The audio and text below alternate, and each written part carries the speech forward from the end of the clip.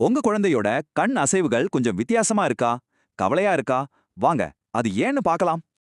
உங்க குழந்தை அடிக்கடி கண்ணை சிமிட்டுறதையோ இல்ல சுருக்குறதையோ நீங்க பார்த்திருக்கீங்களா?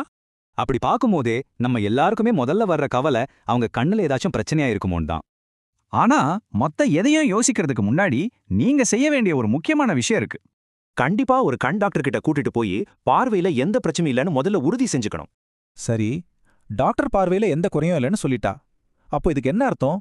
இத ஒரு சென்சரி சிக்னல்னு சொல்லுவாங்க.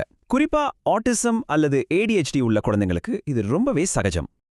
இந்த மாதிரி கண்ணை சிமிட்டுறதுனால அவங்க பார்க்கற காட்சி மாறிக்கிட்டே இருக்கும். இந்த மாறிக்கிட்டே இருக்கிற காட்சி சில குழந்தைங்களுக்கு ரொம்ப ஆறுதலா இருக்கும், அவங்கள அமைதிப்படுத்தும். சரி, இது ஏன் நடக்குது? இதுக்கு 2 முக்கிய காரணம் இருக்கு. ரெண்டுமே கிட்டத்தட்ட ஒரே மாதிரி தான். சில சமயம் சுத்தி இருக்கிற காட்சிகள் அவங்கள ஓவர்லோடு பண்ணும்போது அதை கட்டுப்படுத்த இப்படி செய்வாங்க. இன்னொரு காரணம் நேரடியா கண் பார்க்கறத தவிர்க்கிறதுக்கு. இது ஆட்டிசம் இருக்கிற குழந்தைங்க கிட்ட பொதுவா பார்க்கலாம். சரி, இதெல்லாம் புரிஞ்சுக்கிட்டோம். இப்போ நாம நம்ம குழந்தைக்கு எப்படி உதவலாம்? வெளியே ரொம்ப வெளிச்சமா இருக்கிற இடங்களுக்கு போகும்போது சன்கிளாஸ் அல்லது ஒரு தொப்பி போட்டு விடுங்க. ரொம்ப முக்கியமான விஷயம், அவங்கள கண்ணை பார்த்து பேசணும்னு கட்டாயப்படுத்தாதீங்க. இதை நிறுத்தவும் முயற்சி பண்ணாதீங்க. நல்லா ஞாபகம் வச்சுக்கோங்க, இந்த பழக்கம் அவங்களுக்கு ரொம்பவே உதவுது. அவங்களோட பார்வைக்கு இதமான விளையாட்டு பொருட்களை கொடுங்க, நல்ல ஓடி ஆடி விளையாடுறாங்களான்னு பார்த்துக்கோங்க. முடிஞ்ச வரைக்கும் ஒரு நாளைக்கு ஸ்கிரீன் டைம் 2 மணி நேரத்துக்கு மேல போகாம பாத்துக்கோங்க.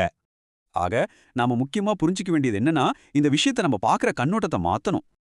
இது ஏதோ ஒரு கெட்ட பழக்கம் இல்ல, இது அவங்களோட உணர்வுகளை சமாளிக்க அவங்களே கண்டுபிடிச்ச ஒரு சூப்பரான வழி.